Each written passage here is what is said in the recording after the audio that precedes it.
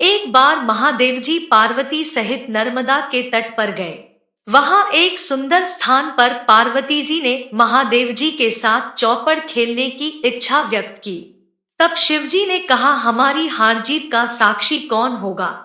पार्वती ने तत्काल वहां की घास के तिनके बटोर कर एक पुतला बनाया और उसमें प्राण प्रतिष्ठा करके उससे कहा, बेटा, हम चौपड़ खेलना चाहते हैं, किंतु यहाँ हार जीत का साक्षी कोई नहीं है। आधा खेल के अंत में तुम हमारी हार जीत के साक्षी होकर बताना कि हम में से कौन जीता कौन हारा। खेल आरंभ हुआ। दैवयोग से तीनों बार पार्वती जी ही जीती। जब अंत में बालक से हार जीत का निर्णय कराया गया तो उसने महादेव जी को विजय बताया। परिणामतः पार्वती जी ने क्रुद्ध होकर उसे एक पांव से लंगड़ा होने और वहां के कीचड़ में पड़ा रहकर दोह भोगने का शाप दे दिया। बालक ने विनम्रता पूर्वक कहा, मां, मुझसे अज्ञानवश ऐसा हो गया है। मैंने किसी कुटिलता या द्वेष के कारण ऐसा नहीं किया। मुझे क्षमा करे तथा शाप से मुक्ति का उपाय बताए।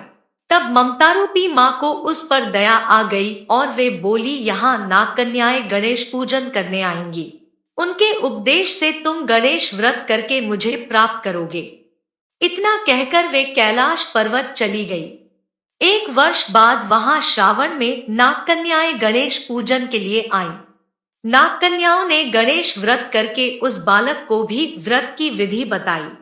तत्पश्चात बालक ने 12 दिन तक श्री गणेश जी का व्रत किया। तब गणेश जी ने उसे दर्शन देकर कहा, मैं तुम्हारे व्रत से प्रसन्न हूँ, मनोवांछित वर मांगो। बालक बोला, भगवन, मेरे पांव में इतनी शक्ति दे दो कि मैं कैलाश पर्वत पर अपने माता पिता के पास पहुंच सकूं और वे मुझ पर प्रसन्न हो जाए। गणेश जी तथास्तु कहकर अंतर्धान हो गए। बालक भगवान शिव के चरणों में पहुंच गया। शिव जी ने उससे वहां तक पहुंचने के साधन के बारे में पूछा। तब बालक ने सारी कथा शिव जी को सुना दी। उधर उसी दिन से अप्रसन्न होकर पार्वती शिव जी से भी विमुख हो गई थी। तदुपरांत भगवान शंकर ने भी बालक की तरह 21 दिन पर्यंत श्रीगणेश का व्रत किया, जिसके प्रभाव से पार्वती के मन में स्वयं महादेव जी से मिलने की इच्छा जागृत हुई। वे शीघ्र ही कैलाश पर्वत पर आ पहुंची।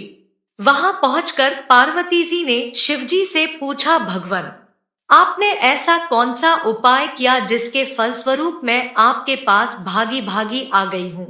शिव जी ने गणेश व्रत का इतिहास उनसे कह दिया। तब पार्वती जी ने अपने पुत्र कार्तिकेय से मिलने की इच्छा से 21 दिन पर्यंत 21 से 21 की संख्या में दूर्वा, पुष्प तथा लड्डुओं से गणेश जी का पूजन किया।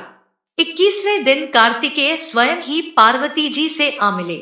उन्होंने भी मां के मुख से इस व्रत का महात्म्य सुनकर व्रत किया। कार्तिकेय ने यही व्रत विश्वामित्र जी को बताया। विश्वामित्र जी ने व्रत करके गणेश जी से जन्म से मुक्त होकर ब्रह्मऋषि होने का वर मांगा। गणेश जी ने उनकी मनोकामना पूर्ण की। ऐसे हैं श्री गणेश जी जो सबकी कामनाएं पूर्ण करते हैं।